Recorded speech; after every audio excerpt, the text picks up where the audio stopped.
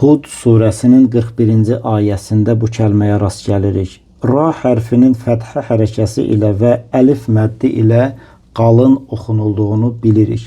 Və öyrəndiyimiz qaydalara uyğun olaraq biz bu kəlməni oxumaq istəsək, məcrahə oxuyaraq.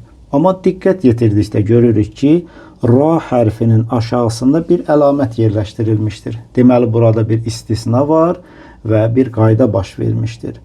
Bəli, burada imalə adlanan bir qayda baş verir. İmalə sözü lüğətdə yönəltmək mənasını daşıyır.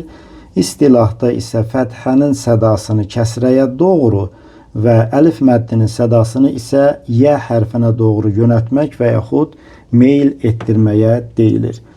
Ola bilsin fikrimizi tam aydın edə bilmədik, biraz da asanlaşdırmağa çalışaq. Yəni, burada yaranan səs sanki bizim Azərbaycan dilində olan E səsinə bənzər bir səsdir, bir məd yaranır burada. Əlbəttə, tam E səsi deyil, buna bənzər bir səs yaranır. Diqqət yetirək. Məcrihə, məcrihə, məcrihə. Əlbəttə, məcrahə oxsaq, səhv bir oxunuş icra etmiş olarıq.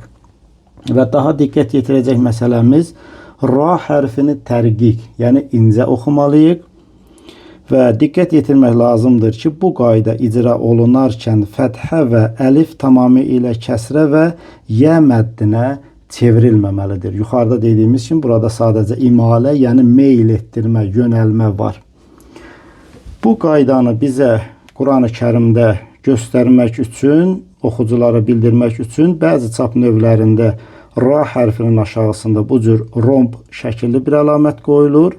Bəzi Quran-ı Kərimin çap növlərində ra hərfinin aşağısında nöqtəyə bənzər, amma nöqtədən böyük. Baxın, müqayisə etdikdə nöqtədən böyük.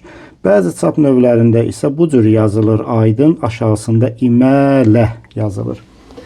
Deməli, bu qayda Quran-ı Kərimdə yalnız bir yerdədir. Hud surəsi 41-ci ayədə. Məcrihə.